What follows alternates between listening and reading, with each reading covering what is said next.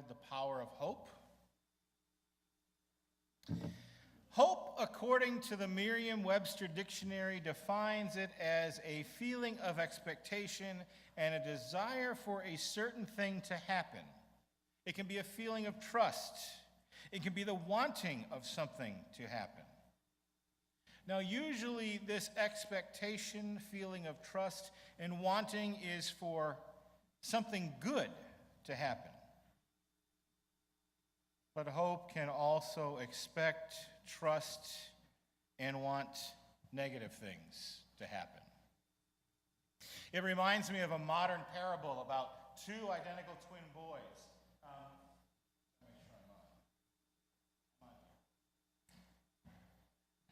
These parents had these two boys, and they were identical in every facet when you looked at them, except for one thing. One of them was an extreme optimist. No matter what you put in front of him, no matter what you had him experience, no matter who he encountered, he always saw the positive, the happiness, the joy within what was going on. The second was the stark opposite. He was a dyed-in-the-wool pessimist. You could give him a jar full of sunshine from Florida, and he'd kind of go, if I open it, I'll get a sunburn. He only saw the negative. The parents were greatly concerned about this, that they had such polar opposites in their children, two diverse personalities that, well, they just didn't understand how they could be so different. So they eventually go to the doctor. And the doctor says, on their next birthday, to your son that is the pessimist, go out and buy him the best bicycle you have the money to buy. And to the one who's the eternal optimist, give him a box of horse manure. So the parents thought that this idea was a wee bit extreme.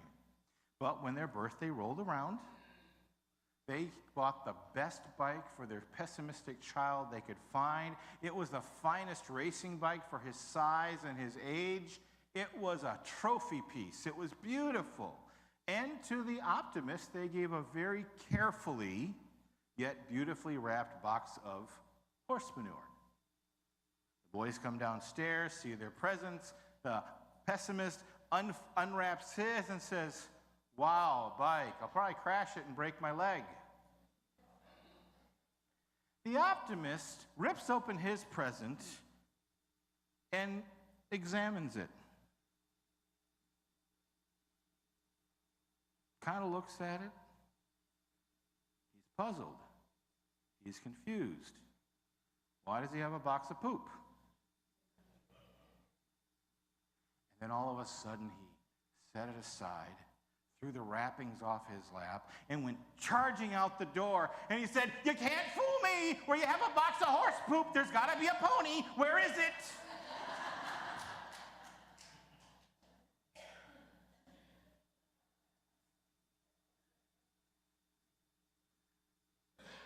There was no pony. There never was a pony. And the pessimist rode the bike, and he never broke his leg. Did the boys change as they grew older? I hope so. But whoever wrote this modern parable, and it wasn't me, never tells us. So we're left to our own conclusions. Today we are in the 17th chapter of Genesis. We are 10 years after God had revealed himself to Abraham that we looked at last Sunday in chapter 12. And before I go in and read that passage, there is a 5-chapter, 10-year gap that we're jumping over. And to really understand what's going on in chapter 17, I need to synopsize it a little.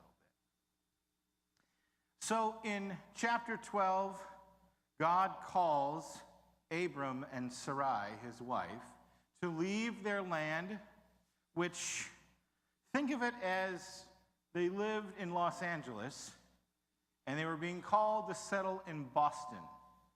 How many here have been to LA? Okay. How many of you that have been to LA have been to Boston? How similar are the two cities? Not. LA is West Coast. They are progressive, socially, politically conservative. They are constantly making adaptations for as the culture grows. They are looking and they're developing new ideas and new technologies, and they're trying to intersect those elements with life every place that they can. But Boston is New England. And New England doesn't change because it's New England. They don't have to. They are not only the home of the founding parental units, some of them are direct descendants of them, and by God, they're going to stick to their guns and kind of keep things the way it is. They're called to move from what they knew in a place of complete adaptation to move to a place that's completely stuck. Talk about feeling out of place. When they get to this new land, this promised land given to them by God, where they will have their descendants and he will become the father of many nations, the first thing that hits is a famine. They can't support their livelihood. They can't feed their animals. They can't grow their crops. They can't feed their staff. They can't feed their animals. I mean, things are bad. At this period of time, and we believe it to be somewhere around the Bronze Age, there was a place, there was a land in that part of the world that was thriving. We know it as Egypt. So they packed up and moved down to Egypt. Now, Egypt was not the most pleasantly settled land that we think of it sometimes when we read about its history in Egyptology. One of the ideas that was out there was that should an official or the king, the pharaoh, see a beautiful woman in the crowd, if she was single, he would be made a part of his collection of wives. Abram was aware of this. Now, if that beautiful woman was married, something would happen to the husband. So she would be a widow and then be taken into Pharaoh's home to be taken care of. So when they were traveling to Egypt, Abram says to his wife, "Don't tell them I'm your husband. Tell them I'm your brother." They did. The officials saw Sarai, saw how beautiful she was, told Pharaoh. Pharaoh caught a glimpse and brought her into the household. And as he was about ready to make her part of Pharaoh's wives' club, he had a dream, and God said, "Don't touch her, Jack. She's already married. She's spoken for." And the house was immediately plagued with sickness and illness. Pharaoh calls Abram in and says, "What are you doing to me? What are you doing to us? She's not your sister. She's your wife. Take her and get out of my land." And the guards basically escorted them to the border and kicked them out. Now, when the calling took place in chapter 12, they were called to be a blessing, not only of God anointing them, but to take what God means, how God could work for them, and reveal that to the people around them. In other words, they needed to trust God. Nowhere in that story is there trust of Abram and Sarai of God. But there's trust from Pharaoh, who heeded the counsel of God and drove them out. After the famine takes place, a few more years go by, and when they get back into the land of Canaan, Abram realizes that his nephew Lot needs to kind of go out and stake his own claim in this promised land. So he says to him, "Hey, Lot, figure out which lands that you want. If you go to the right, I will go to the left. If you go to the north, I'll go to the south. Whichever way you go, I will go in the opposite direction." So Lot chooses the most fertile ground that you could find, near a couple of towns and kingdoms known as Sodom and Gomorrah. He goes and pitches his tent and establishes his living there, and Abram takes the other half of what's left of the promised land. Well, we all know the story of Sodom and Gomorrah, but there's a little more going on in this place during this period of time. There were anywhere from 10 to 15 small little kingdoms. If we were looking at it with a feudal mentality, by the size, we'd call them fiefdoms. They were just these small little territories that had these king-like chieftains, and they didn't get along very well. In fact, they had been warring now for about a decade. Lot goes and moves in the middle of it, aligns himself with one of the kings in particular, and the strongest one conquers them all, takes them in, makes them captives. Someone escapes, run back to Abram, and says, this is what happens. Lot's been captured. So Abram took, according to Genesis, 318 of his trained men. That's how Genesis basically says soldiers. 318 men, traverses them across the land to this fiefdom where they're being held captive. And with this 318, he defeated a few thousand. Astronomical odds. The king said, hey, let me pay you. Let me pay you for your time and your trouble. Let me reimburse you for your expense. And Abram says, nope, that's okay. Got my family, we're going to go, everything's fine. It was after this battle that God reveals himself. He says, hey, I want to let you know I am the Most High God. And Abram at this point is a little full of himself. And he says, really? Seriously? You are the Most High God who was going to give Sarah and I an offspring, a child out of our own bloodlines, and you haven't done nothing. So he said, go get all these animals, cut them in half, make a sacrifice. And as he was sleeping while the animals were burning on the altar, Abram fell asleep, and God spoke to him in a dream and saying, your descendants are not merely going to be from your bloodline, but they are going to be aliens. They are going to be foreigners. They're going to be people who are different from you, don't look like you, don't talk like you, don't think like you, but they will be your descendants. Abram woke up and went on with his life. A little more time passes, and now Sarai is getting a little antsy. She wants to see that this covenant is fulfilled, and one way or the other, Abram's going to have a child. He's going to have a son. So she says, hey, take my maidservant, Hagar, and create a child with her.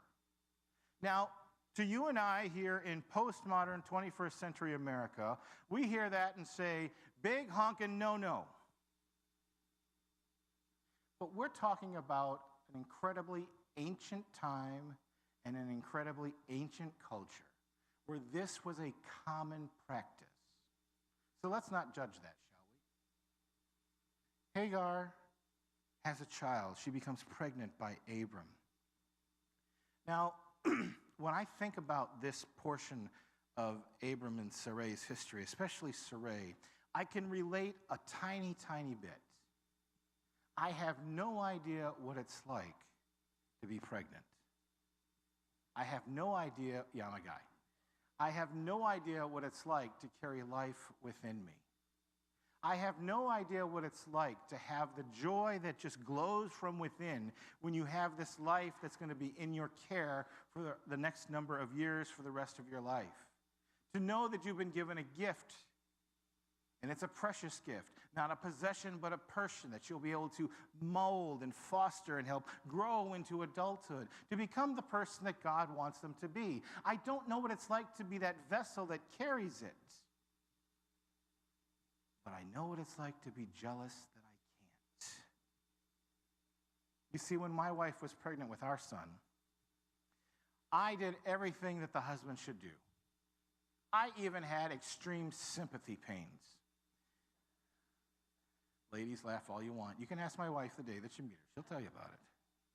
She would be rolling over in bed. I was so sensitive to what she needed. I would wake up and go, what, are you okay? And she'd say, shut up, I just want to pee.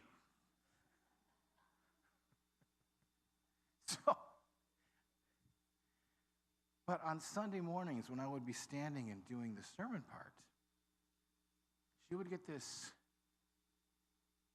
at first I thought it was a strange look on her face.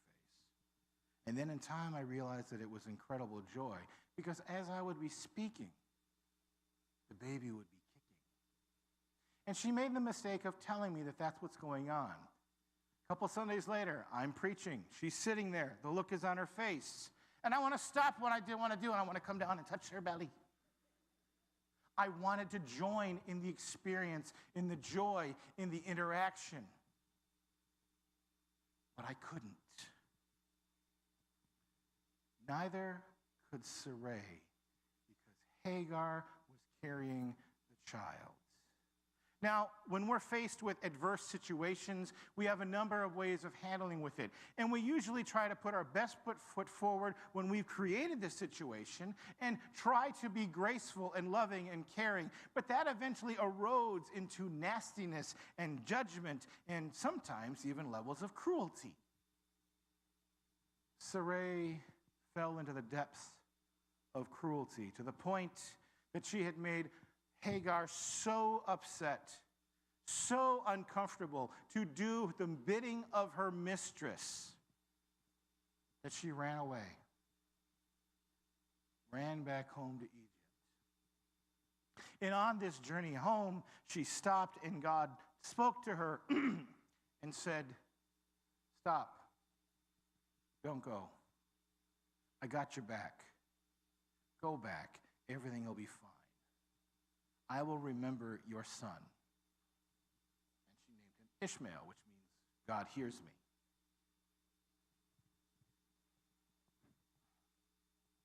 By the time Ishmael was around the age of 13, in the ancient Aramaic culture, he was on the cusp of adulthood, manhood. He would be getting ready to be married soon. God appears again. And this time, Abram is 100 years old. And when he appears before Abram, he shows himself to Abram. I find the page. There we go. He says, I'm starting at verse 1. I'm going to read to verse 8, and then I'm going to jump into our passage here.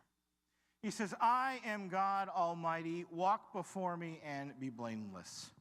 I will make my covenant between me and you, and I will make you exceedingly numerous. Then Abram fell on his face. He prostrated himself. And God said to him, as for me, this is my covenant with you. You shall be the ancestor of a multitude of nations. No longer shall your name be Abram, but your name shall be Abraham. For I have made you the ancestor of a multitude of nations. I will make you exceedingly fruitful, and I will make nations of you, and kings shall come from you. I will establish my covenant between me and you and your offspring after you throughout their generations for an everlasting covenant, to be the God to you and to your offspring as well. And I will give to you and to your offspring after you the land where you are now an alien, all the land of Canaan, for a perpetual holding, and I will be their God. Jumping into 15 now. God said to Abraham, as for Sarai, your wife, you shall not call her Sarai, but Sarah. That shall be her name. I will bless her, and moreover, I will give you a son by her. I will bless her, and she will give rise to nations. Kings of people shall come from her. Then they fell on their face and laughed, and he said to himself, can a child be born of a man who is 100 years old? Can Sarah, who is 90-year-old, bear a child? And Abraham said to God, oh, that Ishmael might live in your sight, that you would choose Ishmael instead to take my child's place. God said, no, but your wife shall bear you a son, and you shall name him Isaac. I will establish my covenant with him as an everlasting covenant for his offspring after him. As for Ishmael, I have heard you, and I will bless him and make him fruitful and exceedingly numerous. He shall be the father of 12 princes, and I will make him a great nation. But my covenant I will establish with Isaac, whom Sarah shall bear to you at this season next year. And when he had finished talking to him, God went up from Abraham.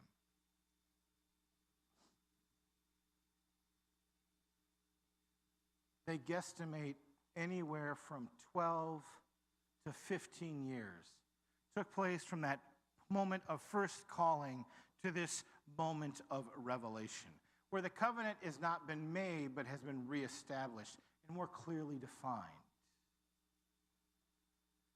the hope that I have not forgotten you.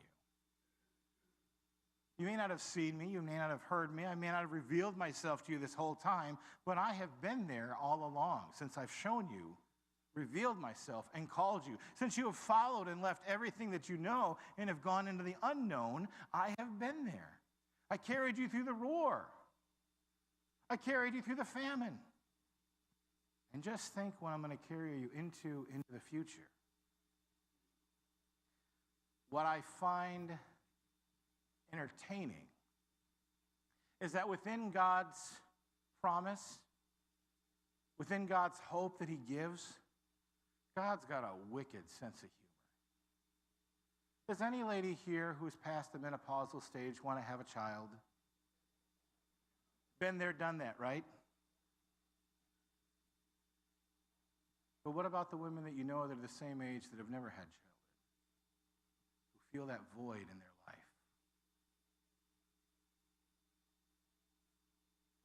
Well, it may seem completely unrealistic that God will be able to produce an heir from a centenarian and a nonagenarian, someone who's 190, and create new life. That truly can only be an amazing act of God. Within the hope, though, that God gives to Abraham and to Sarai, there is no promise that they will see the hope to its fruition, to its totality, to unfold to the 12 tribes to be established, and then the nation of Israel to be put together. The hope and the promise is that out of you, this will happen. In other words, if we can trace back all the generations back, we're going to be able to get to Father Abraham. Many sons, and many sons had, you know the song.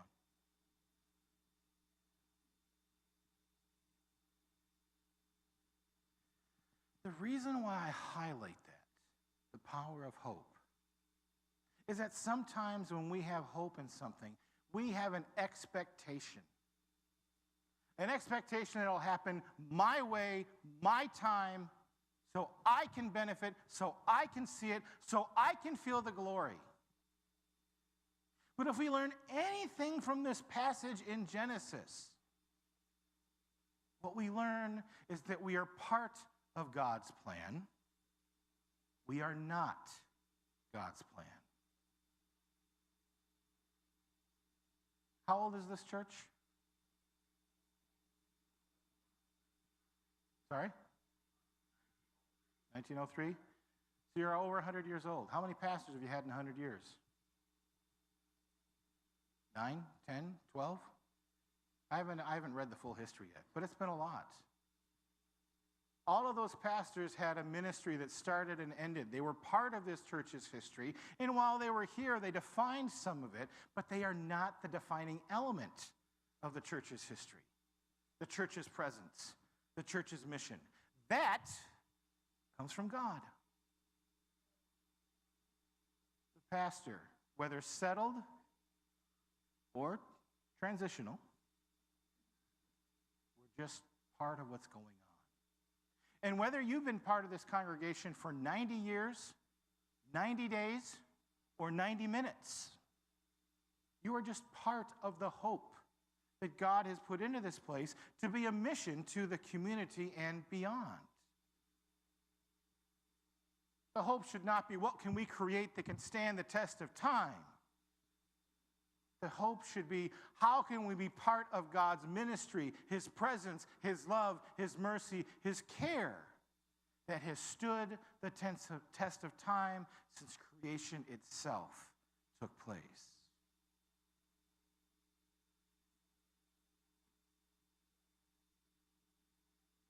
Abraham, Isaac then had Jacob, who changed his name to Israel. Israel had 12 sons. I can't name them all. You can't either? Cool, we're in the same boat. Woohoo! Out of those 12 tribes, Jesse was born. Jesse gave birth to David, who became a mighty king. Out of David's line, Someone named Joseph, a carpenter, was born, and Mary was born. She had Jesus, God's only begotten Son. And went through Joseph's rearing and how to love and care for his mother, and how to love and care for and build and take care of the world through the teaching and influence that he had in his community, his parents, God himself, we are able to sit here today to gather in the Spirit and to worship and meditate and study on the Word and sing praises because of that power of hope that took place way back in Genesis chapter 17. It's all connected. It's all moving forward. It all depends on how do you define hope. Is it like receiving a new bicycle and saying, wow, pretty bike, I'll probably break my leg? Or is it like unwrapping a box of horse manure and assuming that there's a pony? Do you see the positive or do you see the negative? Do you see the glory or do you see the work? Do you see the opportunity or do you see the investment? Now, when I mean by this investment, I mean what you have to put into it. You see, hope can go either way. It all depends on how we get on board and how we engage. Abraham and Sarah engaged so much that God changed their names. And we sit there and say, change their names, but a name was your identity. It defined who you are. God changes who and what we are when we engage in his hope, in his plan, power in his path. And that is for all of us. So let's see how the days ahead unfold. Let's see how we get on board. Let's see what God says to us, how God calls us, so we can then engage and apply to have our future unfold not only today, but for all the generations to come. Will you pray with me, please?